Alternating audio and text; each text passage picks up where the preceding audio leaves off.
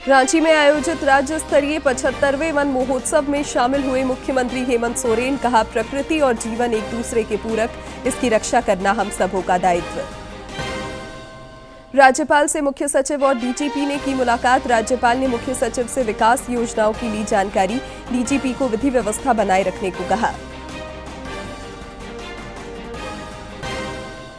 आज से राज्य स्तरीय बीसीजी वयस्क टीकाकरण अभियान की हुई शुरुआत। स्वास्थ्य मंत्री बन्ना गुप्ता ने कहा, टीबी और कालाजार से निपटने के लिए टीकाकरण सशक्त माध्यम।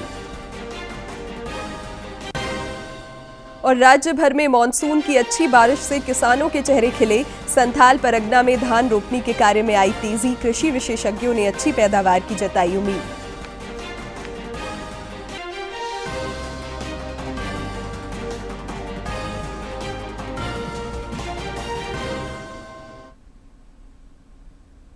नमस्कार, खबरें झारखंड में आपका स्वागत है। मैं हूं शिवानी कुमारी और अब समाचार विस्तार से। राजधानी रांची के बायोडायवर्सिटी पार्क में आज राज्य स्तरीय 75वें वन महोत्सव का आयोजन हुआ। वन महोत्सव में मुख्यमंत्री हेमंत सोरेन शामिल हुए। इस दौरान उन्होंने प्रकृति और जीवन को एक दूसरे का पूरक बताया और पर्यावरण संरक्षण पर जोर देते हुए इसे सभी का दायित्व बताया। रांची के बायोडायवर्सिटी पार्क में आयोजित 75वें वन महोत्सव को संबोधित करते हुए मुख्यमंत्री हेमंत सोरेन ने कहा कि पर्यावरण और जीवन एक दूसरे के पूरक है। आज मनुष्य पर्यावरण से खुद को अलग कर जीवन जीने की कोशिश कर रहा है। परिणाम स्वरूप पेड़ पौधे की जगह लोहा, मिट्टी, सीमेंट ने ले ली है। आज जैसे शहरीकरण या शहर बढ़ रहा है, शहर में लोगों की तादादें बढ़ रही हैं, तो आज जो हमारे रहने की पुरानी और पीढ़ी दर पीढ़ी शैली है, वो भी उसमें भी बदलाव देखने को मिल रहा है। मुख्यमंत्री ने कहा कि शहरीकरण के कारण जीवन की पुरानी शैली बदल रही है। उन्होंने कहा कि पर्यावरण हमेशा आगाह करता है। यही वजह है कि प्रचंड गर्मी, बाढ़, सूखा, भूस्खलन के प्रकोप दिनों दिन बढ़ते जा रहे हैं। ये अब हमें तय करना है कि हम आने वाला समय में कैसे जीवन शैली के साथ इस धरती में रहें, इन जगहों पर रहें। कार्यक्रम को मंत्री दीपिका पांडे ने भी संबोधित किया। इस दौरान उन्होंने कहा कि राज्य में पर्यावरण सुरक्षा को लेकर कई काम किए जा रहे हैं। लाखों की संख्या में वृक्षारोपण का काम हर साल हुआ है और इस साल भी व्यापक तौर पर हो रहा है। विभाग की जो प्लान है और जो मुख्यमंत्री जी का दिशा निर्देश है, मुझे पूरा भरोसा है कि झारखंड के जलवायु को और यहाँ के पर्यावरण को बचाने के लिए विभाग फोकस काम कर रहा है और बेहतर करेगा। झारखंड के लोगों के लिए जल, जंगल, जमीन जीने का जरिया रहा है। ऐसे में इनको सुरक्षित रखने का दायित्व भी यहाँ के लोगों का ही है।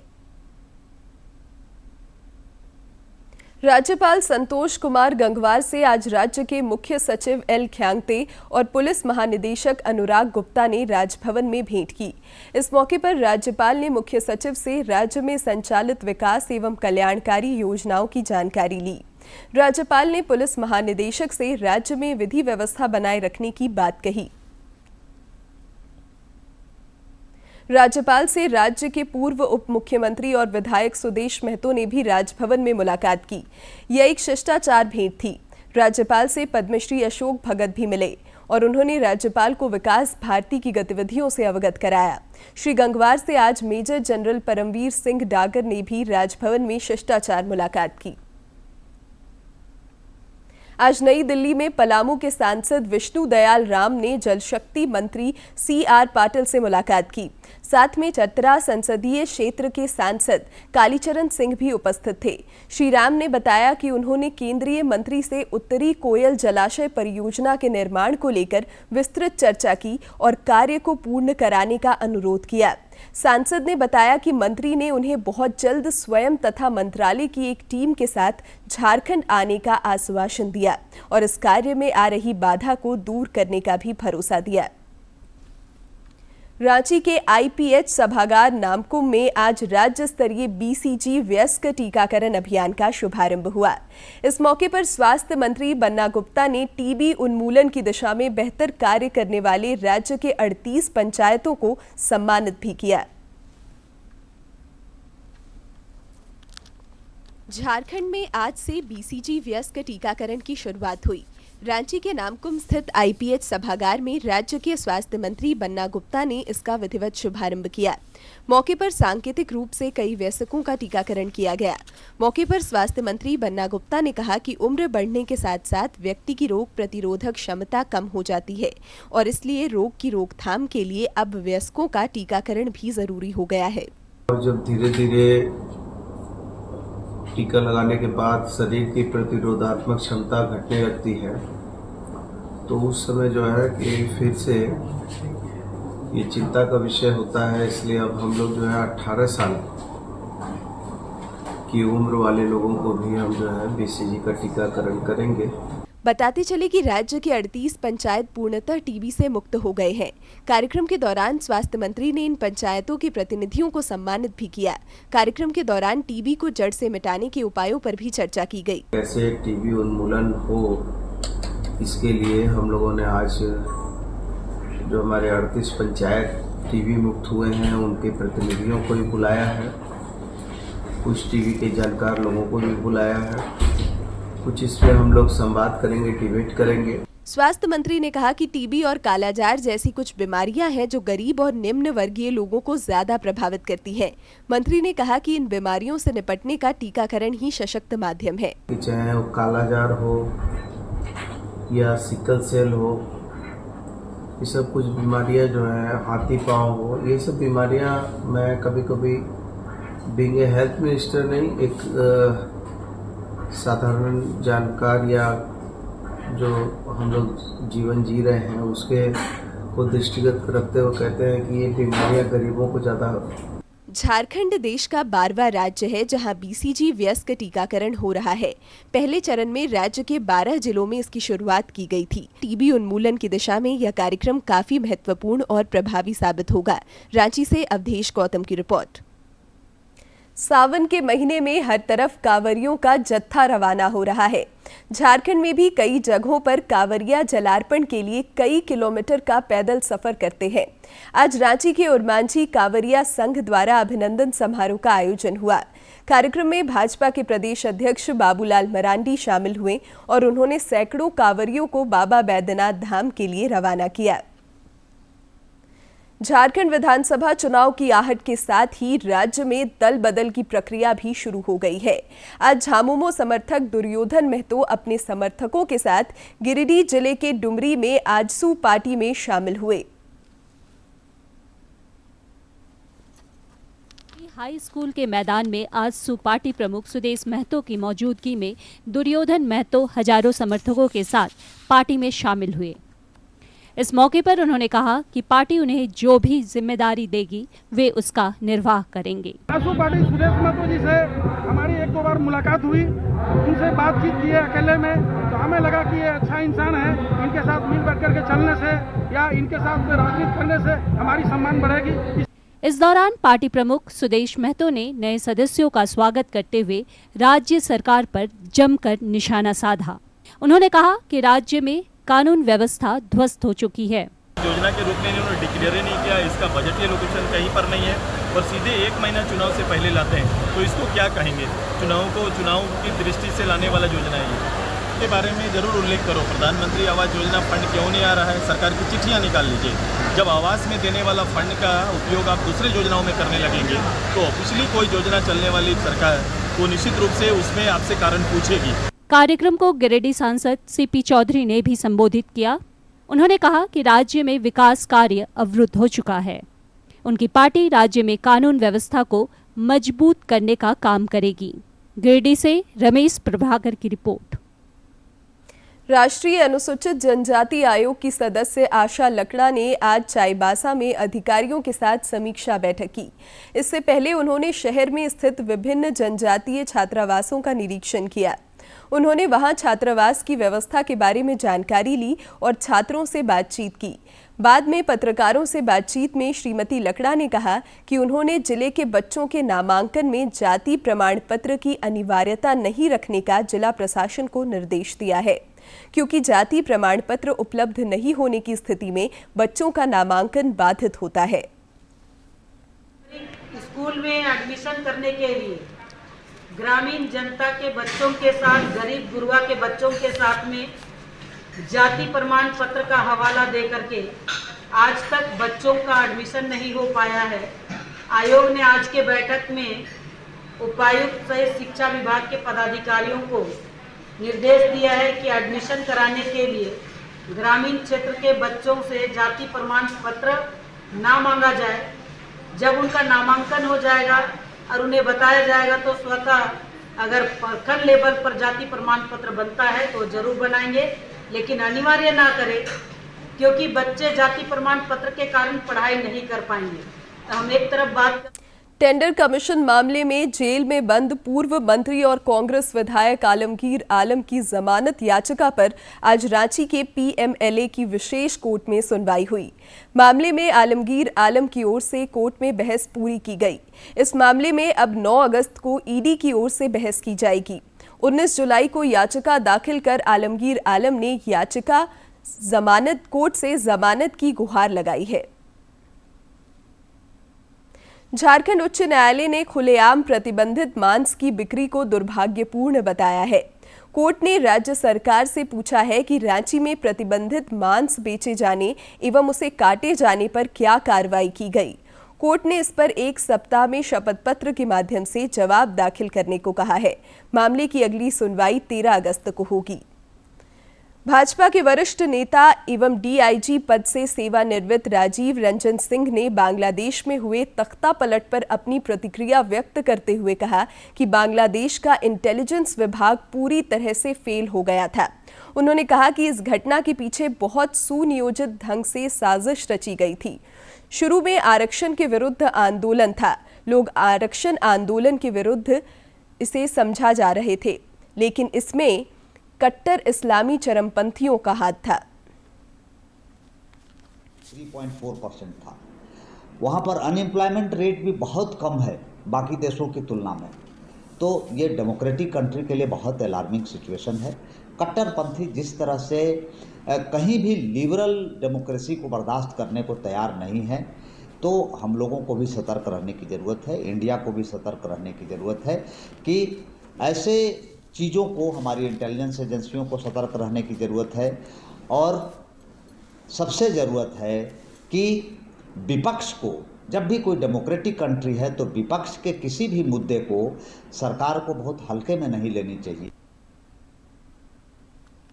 आगामी विधानसभा चुनाव के मद्देनजर पुलिस मुख्यालय में राज्य भर के अधिकारियों के साथ स्वच्छ, निष्पक्ष एवं शांतिपूर्ण ढंग से चुनाव संपन्न कराने को लेकर बैठक हुई। राज्य पुलिस नोडल पदाधिकारी एवी होमकर की अध्यक्षता में हुई इस बैठक में सभी जिलों के एसएसपी और एसपी को चुनाव सेल का गठन कर चुनाव संबंधी कार्य शुरू कराने का आदेश दिया गया है। श्री होमकर ने अपराधियों के विरुद्ध सख्त एवं निरोधात्मक कार्रवाई करने, अंतर्राज्यीय एवं अंतर जिला चेकपोस्टों का प्रभावशाली क्रियान्वयन, अवैध शराब, मादक पदार्थ, हथियार और नकद के विरुद्ध विशेष अभियान चलाने का निर्देश दिया। उधर बोकारो में भी आगामी विधानसभा चुनाव को लेकर जिला निर्वाचन पदाधिकारी सह उपायुक्त विजया जाधव और पुलिस अधीक्षक पूज्य प्रकाश ने समाहरणालय में एक महत्वपूर्ण बैठक की। दोनों अधिकारियों की संयुक्त अध्यक्षता में हुई इस बैठक में उप विकास आयुक्त, अनुमंडल पदाधिकारी, उप निर्वाचन पदाधिकारी, सभी पुलिस उपाधीक्षक, प्रखंड विकास पदाधिकारी, अंचलाधिकारी और सभी थाना प्रभारी मौजूद थे। इस दौरान उपायुक्त और पुलिस अधीक्षक ने शांतिपूर्ण चुनाव संपन्न कराने को लेकर टीम भावना के साथ काम करने को कहा। मुख्यमंत्री हेमंत सोरेन की अध्यक्षता में आज राज्य मंत्रिपरिषद की बैठक में कुल 37 प्रस्तावों पर मुहर लगी। कैबिनेट की बैठक के बाद पत्रकारों को जानकारी देते हुए कैबिनेट सचिव वंदना डाडेल ने बताया कि बाल आरक्षी के पद पर नियुक्ति के लिए निर्धारित शारीरिक एवं चिकित्सीय योग्यता नहीं रखने वाले ऐसे अभ्यर्थियों को अन्य पदों पर चतुर्थ वर्ग में नियुक्ति के प्रस्ताव को मंजूरी दी गई है।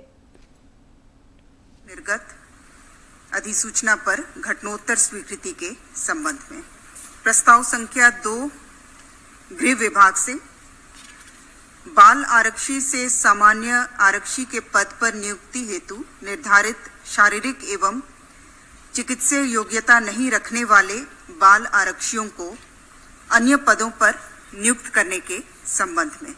जो बाल आरक्षी निर्धारित आयु एवं शैक्षणिक योग्यता प्राप्त कर लेते हैं लेकिन शारीरिक योग्यता अथवा चिकित्सीय योग्यता में कमी रहने के कारण आरक्षी के पद पर उनकी नियुक्ति नहीं हो पाती है तो उन्हें दूसरे विभागों में चतुर्थ वर्गीय पदों पर रखा जा सकेगा। रांची के बुढ़मू इलाके में बालू का अवैध कारोबार लगातार जारी है।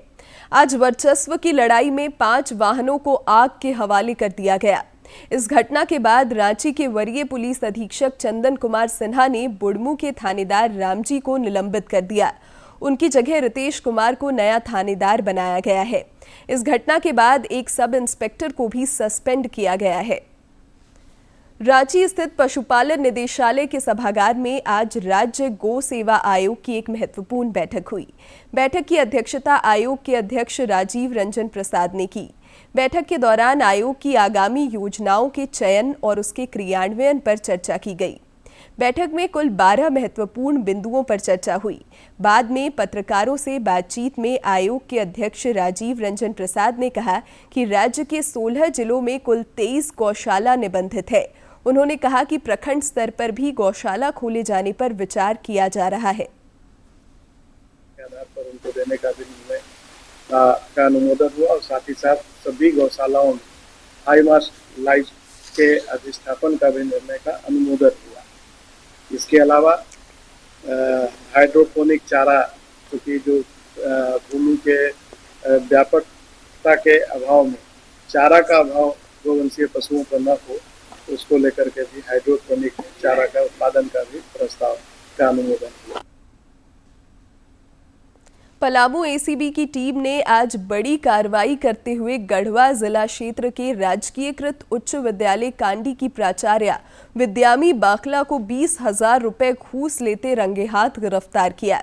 प्रधान अध्यापिका पर स्कूल के वोकेशनल टीचर धर्मेंद्र कुमार ने किसी काम को लेकर पैसे मांगने का आरोप लगाया था। इसकी सूचना उन्होंने एसीबी की टीम को भी दिया। इस सूचना पर कार्रवाई करते हुए एसीबी ने प्राचार्य को रंगे हाथ गिरफ्तार करते हुए अपने साथ पलामू ले गई। रिम्स में अस्पताल प्रबंधन और चुनौतियां विषय पर एक कार्यशाला का आयोजन हुआ। कार्यशाला के मुख्य वक्ता एसजीपीजीआई लखनऊ के अपर चिकित्सा अधीक्षक प्रोफेसर डॉक्टर हर्षवर्धन थे। इस दौरान उन्होंने कहा कि भवनों से अस्पताल नहीं बनते, बल्कि वहां के चिकित्सक और मिलने वाली सेवाएं उस जगह को अस्पताल बनाती हैं। इस दौरान उन्होंने अपने कई व्यक्तिगत अनुभव भी साझा किए। मौके पर रिम्स के निदेशक डॉक्टर राजकुमार और इग्नू के क्षेत्रीय निदेशक डॉक्टर एस मोहंती ने भी अपनी बात रखी। पेरिस ओलंपिक में महिला पहलवान विनेश फोगाट का वजन कुछ ग्राम अधिक होने के कारण उन्हें 50 किलोग्राम भार वर्ग की फ्री स्टाइल कुश्ती की फाइनल स्पर्धा के अयोग्य घोषित कर दिया गया है। ओलंपिक में विनेश फोगाट अयोग्य घोषित हो गई हैं। 50 किलोग्राम वर्ग से अयोग्य घोषित हुई हैं विनेश फोगाट। आज सुबह विनेश का वजन अधिक मिला। प्रधानमंत्री नरेंद्र मोदी ने सोशल मीडिया पोस्ट में विनेश फोगाट को सांत्वना देते हुए कहा कि यह दुखद है और उनके पास अपनी निराशा व्यक्त करने के लिए शब्द नहीं है। और प्रधानमंत्री ने जो अब से थोड़ी देर पहले ट्वीट किया है, विनेश आप चैंपियनों में चैंपियन हैं, आप भारत का गौरव हैं और प्रत्येक भारतीय के लिए प्रेरणा है। आज का झटका दुख देता है। काश शब्द उस निराशा की भावना को व्यक्त कर पाते जो मैं अनुभव कर रहा हूं। साथ ही मैं जानता हूं कि आप दृढ़ता का प्रतीक हैं। चुनौतियों का डटकर मुकाबला करना हमेशा आपका स्वभाव रहा है। मजबूत होकर वापस आओ, हम सब आपके साथ हैं। केंद्रीय खेल मंत्री मनसुख मांडविया ने भारतीय पहलवान विनेश फोगाट को पेरिस ओलंपिक से अयोग्य ठहराए जाने के मुद्दे पर लोकसभा में कहा कि आज उनका वजन 50 किलो 100 ग्राम पाया गया और उन्हें अयोग्य घोषित कर दिया गया। निर्धारण 7:15 और 7:30 पेरिस समय के अनुसार रेपोचेज और फाइनल में भाग लेने वाले पहलवानों के लिए किया गया था। विनेश का वजन 50 किलो 100 ग्राम पाया गया, इसलिए वे स्पर्धा के लिए अयोग्य घोषित की गई। इस मामले को लेकर भारतीय ओलंपिक संघ ने अंतर्राष्ट्रीय कुश्ती संघ से कड़ा विरोध भी दर्ज किया है। नेशनल भारतीय ओलंपिक संघ की अध्यक्षा पीटी उषा भी अभी पेरिस में है। प्रधानमंत्री जी ने स्वयं उसके साथ बातचीत करके उचित कार्यवाही करने के लिए, उचित एक्शन लेने के लिए भी उसको कहा गया। और अब बात मौसम की। रांची समेत राज्य भर में मॉनसून एक बार फिर सक्रिय है। पिछले 24 घंटे के दौरान बोकारो के पिटरवार में सर्वाधिक 172.5 मिलीमीटर बारिश दर्ज की गई। रांची स्थित मौसम विज्ञान केंद्र के अनुसार 13 अगस्त तक राज्य के कई क्षेत्रों में हल्की बारिश का पूर्वानुमान है। इस दौरान तेज हवा और वज्रपात की संभावना को देखते हुए केंद्र ने अलर्ट जारी किया है। अब राज्य भर में मॉनसून की बारिश में मात्र 16% की कमी रह गई है, जो सामान्य माना जाता है। और अब एक नजर डालते हैं प्रमुख शहरों के आज के तापमान पर। राजधानी रांची का अधिकतम तापमान 28.2 और न्यूनतम 23.8 डिग्री सेल्सियस रिकॉर्ड किया गया। जमशेदपुर का अधिकतम तापमान 33.1 और न्यूनतम 24 तथा डाल्टनगंज का अधिकतम तापमान 30.2 और न्यूनतम तापमान 24 डिग्री सेल्सियस रिकॉर्ड किया गया। राज्य भर में अगस्त माह में हुई अच्छी बारिश ने किसानों के मुरझाए चेहरों पर रौनक ला दी है। कुछ दिनों पहले तक संथाल परगना के जिन चेहरों में चिंता दिख रही थी, वे आज खेतों में खुशी से धान की रोपनी कर रहे हैं। इधर अच्छी बारिश के बाद विशेषज्ञ भी अच्छी पैदावार की उम्मीद जता रहे हैं। जामताड़ा जिला समेत पूरे राज्य भर में अगस्त माह की शुरुआत से ही रुक रुक कर अच्छी बारिश हो रही है। जामताड़ा में माह के प्रथम सप्ताह में 208 मिलीमीटर बारिश दर्ज की गई। अच्छी बारिश होने से किसानों के मुरझाए चेहरे खिल उठे हैं। किसानों का कहना है कि पर्याप्त बारिश होने से 100% कृषि योग्य भूमि पर धान बिचड़ों की रोपाई संभव हो सकेगा। जून जुलाई में तो हो गया नहीं, क्या अगस्त में शुरू हुआ और इतना अच्छी तरह से पानी हुआ जो पोखरा उखरा भर के एकदम रेडी है, खेती एकदम टन चल रहा है। वहीं जिला कृषि पदाधिकारी लव कुमार ने भी मौसम के अनुकूल रहने पर जिले में इस बार धान की अच्छी पैदावार होने की उम्मीद जताई है। उन्होंने कहा है कि खरीफ फसलों के बेहतर उत्पादन प्राप्त करने के लिए किसानों को प्रशिक्षण के साथ साथ धान के उत्तम प्रमाणिक बीज भी उपलब्ध करा दिए गए हैं। एक सप्ताह के अंदर 208 mm बारिश हुई है और जो लोग धान की रोपाई नहीं कर पा रहे थे, लगभग 5% ही आच्छादन था, जो बढ़ के आज 27% हो चुका है और आज भी रोपा जारी है। लगभग 30% आच्छादन आज मेरा पहुंच जाएगा। तो जिस तरह हम खेती को आगे बढ़ते हुए देख रहे हैं, जो भी बारिश हुई है, किसानों में एक बहुत उम्मीद जगी है, एक हौसला जगा है और अनुमान है कि 100% हमारा रोपाई हो जाएगा। जून एवं जुलाई माह के दौरान संताल परगना समेत पूरे राज्य में अपेक्षाकृत कम बारिश हुई थी। राज्य भर के किसान इसे लेकर चिंतित थे, लेकिन अगस्त माह के शुरू से ही राज्य भर में हो रही अच्छी बारिश ने किसानों की चिंता दूर कर दी है। जामताड़ा से सुभाष प्रसाद सिंह की रिपोर्ट।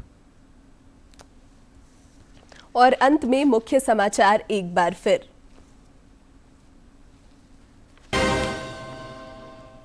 रांची में आयोजित राज्य स्तरीय 75वें वन महोत्सव में शामिल हुए मुख्यमंत्री हेमंत सोरेन। कहा, प्रकृति और जीवन एक दूसरे के पूरक, इसकी रक्षा करना हम सबों का दायित्व। राज्यपाल से मुख्य सचिव और डीजीपी ने की मुलाकात। राज्यपाल ने मुख्य सचिव से विकास योजनाओं की ली जानकारी। डीजीपी को विधि व्यवस्था बनाए रखने को कहा।